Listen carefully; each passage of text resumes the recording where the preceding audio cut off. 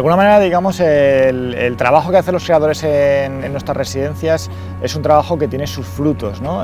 Siempre decimos, por ejemplo, una de las obras que se estuvo desarrollando en el 2013 en Creadores se terminó estrenando en el 2014 en el Centro Dramático Nacional. Esto por poner un ejemplo, que es Fisuras, de Diana Luque, ¿no?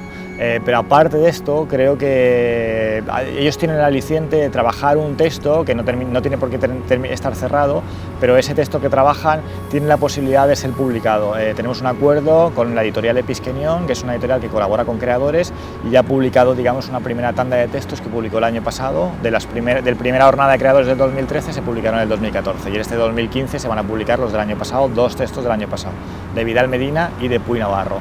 Y esta, digamos, esta colaboración va a seguir en un futuro. A ellos les tenemos que agradecer muy mucho, digamos, estar colaborando con nosotros, como a la Escuela OFF, que es donde desarrollamos todo el cuerpo central de Creadores, una escuela de teatro y cine aquí en Valencia. Y bueno, desde el principio nos han ayudado muy mucho la Nau Cultural, la Universitat de Valencia y el Aula de Teatro de la Universitat de Valencia, que han escogido, son, digamos, a donde se desarrollan las masterclass de Creadores.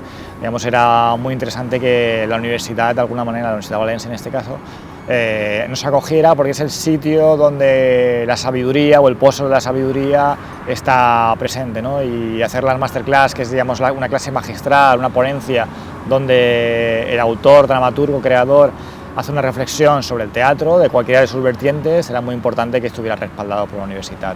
Por último, no me quería olvidar de dos colaboraciones puntuales que este año tenemos en Creadores, que hemos desarrollado, que es nuestra actividad, y es que este año hemos cerrado una beca con el mayor portal de cultura en lengua hispana, que es XTRArt, a través de esta beca, que es la primera beca XTRArt Creadores, para que vengan dramaturgos y creadores a Valencia.